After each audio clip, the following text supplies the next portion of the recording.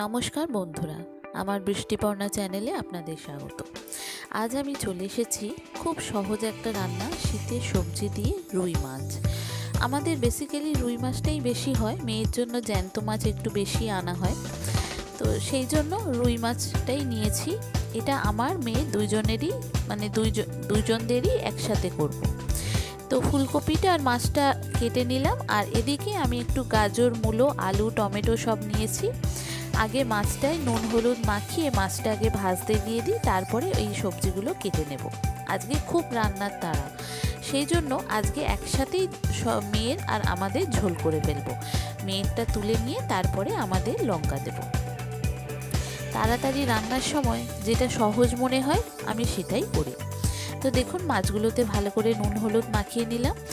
মাখিয়ে নিয়ে এদিকে কড়াইতে সর্ষের তেল গরম করতে বসিয়ে দিয়েছি। দিয়ে মাছগুলো এক এক করে ভালো করে ভেজে তুলে নেব। ততক্ষণে আমার একটু সবজি কাটা বাকি আছে, এবারে সবজিগুলো কেটে ফেলবো, মাছটা ততক্ষণে ভাজা হতে থাক। এবার বন্ধুরা, রেসিপিটি যদি ভালো লাগে আমার চ্যানেলটিকে সাবস্ক্রাইব ও ফলো করে দেবেন। দেখুন, এখানে মূলো একটু নিয়েছি, গাজর একটু নিয়েছি, টমেটো নিয়েছি, আর মাঝারি সাইজের 2 পিস আলু নিয়েছি, আর একটু পেঁয়াজ, কাঁচা লঙ্কা নিয়েছি। কাঁচা লঙ্কাটা গোটা দেখেছি, এটাকে কাটবো না। আর যেহেতু ছোট বাচ্চা, ও ঝাল খেতে পারবে না, সেই কারণে কাঁচা লঙ্কাটা আর কাটবো না। এবার এই কড়াইতেই আমি আগে এবার যে ফুলকপিগুলো নিয়েছি সেইগুলো ফুলকপিগুলো ভালো করে লাল লাল করে ভেজে নেব। ফুলকপিগুলো দেখবেন ভালো করে ভাজা হলে একটা কাঁচা গন্ধ থাকে, সেটা চলে যায়। আর এই শীতকালে ফুলকপি, বাঁধাকপি এগুলোই তো খাবেন। এই শীতটা যেই চলে যাবে, গরমকাল এসে গেলে তখন দেখবেন আর এই ফুলকপি, বাঁধাকপি ভালো লাগছে না।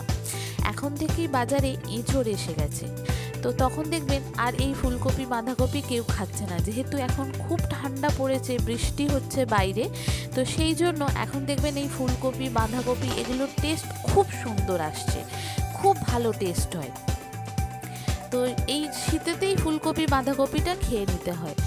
সেই জন্য ফুলকপিটা আর বাঁধাকপিটা আমাদের প্রায় দিনই রান্না হয়, তবে একটু অন্যরকম সবজি মিশিয়ে মিশিয়ে করার চেষ্টা করি, তাহলে স্বাদটা একটু বদলে যায়। ফুলকপিগুলো ভেজে তুলে নিলাম। এবার একটু তেল দিয়ে তাতে 5 ফোড়ন আর তেজপাতা ফোড়ন দিলাম। দিয়ে এবার যে পেঁয়াজটা একটা মাঝারি সাইজের কেটে রেখেছিলাম, পেঁয়াজটা একটু ভেজে নিলাম। দিয়ে এবার গাজর, আলু, মূলো এগুলো দিয়ে দিলাম। দিয়ে এটা ভালো করে একটু নাড়াচাড়া করে তারপরে যে টমেটো কেটে রেখেছি সেই টমেটোটা এর মধ্যে দিয়ে দেব। আর যে বেসিক মশলাগুলো আছে সেগুলো তো একে একে এরপর দিতেই থাকবো। আর কাঁচা লঙ্কাটা আমি ফাটিয়ে দিলাম না, তাহলে ঝাল হয়ে যাবে, ছোট বাচ্চা খেতে পারবে না। এবার এক এক করে নুন, হলুদ, একটু জিরে গুঁড়ো, একটু ধনের গুঁড়ো, একটু আদা বাটা সব পরিমাণ মতো দেব। যেরকম আপনার সবজিটা, শুধু লঙ্কা বাদ দিয়ে সব মশলাই একটু একটু করে দেব। শীতের সবজিতে দেখবেন বেশি মশলা দিতে লাগে না, এমনি এর স্বাদ খুব সুন্দর হয়। জাস্ট অল্প মশলা দিয়ে যদি আপনি রান্না করে ফেলেন, সেই রান্নার স্বাদ এত সুন্দর হয়, সে রুই মাছ হোক, কাতলা মাছ হোক, যে কোনো মাছ হোক। শীতকালেই তো সবজি খাওয়ার টেস্টটা আলাদা, কিন্তু গরমকালে দেখবেন আপনি যত ভালো করেই রান্না করুন, সেই রান্না অতটা ভালো হয় না। কেন? গরম, এক তো গরম, লোকে খেতে পারে না, আর সেই খাওয়ার এনার্জিটাও থাকে না। আর এই শীতকালেতেই সবজিটা যত বেশি পরিমাণে খাবেন ততই আপনার উপকার। আর এই শীতকালে সবজিটাই বেশি ভালো পাওয়া যায়, আর সব কিছুটাই ওই জন্য আমি দেখবেন মাছের ঝোল, ঝাল যাই করি না কেন, কিছু একটা সবজি দিয়ে করার চেষ্টা করি। তাহলে কি হয়, ছোট বাচ্চা বলুন, বাড়িতে যদি আপনার ছোট বাচ্চা থাকে বা বড় থাকে, এই সময় শীতের সবজিটা যদি খান আপনি, শীতের সবজিটায় কীটনাশকটা একটু কম থাকে, তো এতে আপনার শরীরের পক্ষে খুব উপকার। আর গরমকালে দেখবেন যেহেতু পোকামাকড় বেশি পড়ে যায়, সেই জন্য কীটনাশকটা চাষিরা বেশি দেয়, তো সেই কারণে শীতের সবজিটার খুব একটা টেস্ট, এই গরমের সবজিটার খুব একটা ভালো টেস্ট আসে না। এবার দেখুন, মশলাটা কষিয়ে আমি একটু বেশি করেই জল দেব, কেন একটু ঝোল রাখবো।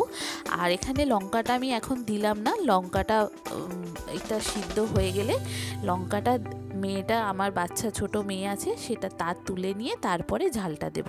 আপনাদের বাড়িতেও যদি ছোট বাচ্চা থাকে, এইভাবে আপনি একসঙ্গেই করতে পারেন। এখন দেখবেন বাচ্চাদের মুখের স্বাদ খুব, মানে ওদেরটা এইরকম, আমারটা এইরকম, এটা খাবো না, ওটা খাবো না, অনেক কিছু বায়না থাকে। সেই জন্যই একই সাথে করার চেষ্টা করি, ওরটা তুলে নিয়ে আমাদেরটা ঝাল দিয়ে দেবো। তাহলে আর বলতে পারবে না যে স্বাদটা ভালো হচ্ছে না। কেন, মশলা দিয়ে কষানোটা সবার একই রকমই থাকে। এবার একটু লঙ্কা দেব পরিমাণ মতো, দিয়ে এবার সার্ভ করে দেব গরম ভাতের সঙ্গে। দারুণ খেতে হয় এরকম শীতের সবজি দিয়ে মাছের ঝোল। আর আগে না খেয়ে থাকলে এইভাবে একবার বানিয়ে ফেলতে পারে। আর কেমন হলো রেসিপিটা আমাকে অবশ্যই কমেন্ট করে জানাবেন। ভালো লাগলে একটা লাইক ও শেয়ার করে দেবেন। যে সমস্ত বন্ধুরা আমার ভিডিওটি দেখছেন অথচ আমার চ্যানেলটি সাবস্ক্রাইব ও ফলো করেনি, অনুরোধ করব আমার চ্যানেলটি সাবস্ক্রাইব ও ফলো করে দেওয়ার জন্য। তাহলে যখনই আমি নতুন ভিডিও আপলোড করব আপনাদের কাছে নোটিফিকেশান চলে আসবে ভিডিও আপলোডে। কেমন হলো রেসিপিটা আমাকে অবশ্যই জানাবেন। শীতের সবজি দিয়ে মাছের ঝোল, এই রুই মাছ এত সুন্দর খেতে লাগে এই রকম সবজি দিয়ে। আপনার সবজিটাও খাওয়া হলো আর চটজলদি রান্নাও হয়ে গেল। রান্নার যেদিন তাড়া থাকে সেদিন মনে হয় সব একসাথে দিয়ে সব রকম ঘেঁটে দিই। তাই হয়েছে আজকের রান্নাটা। শীতের সবজি দিয়ে ফুলকপি, মূলো, গাজর যা ছিল মোটামুটি দিয়ে মাছ দিয়ে একটা ঝোল করে দিলাম। মেয়েটা তুলে নিলাম, নিয়ে আমাদের লঙ্কা দিয়ে দিলাম। একটাতেই দুজনের হয়ে গেল। এতে খেতেও খুব সুন্দর হয় আর এটা হয়েও যায় চটজলদি। দেখুন কত সুন্দর দেখতে হয়েছে, খেতেও কিন্তু খুব সুন্দর হয়।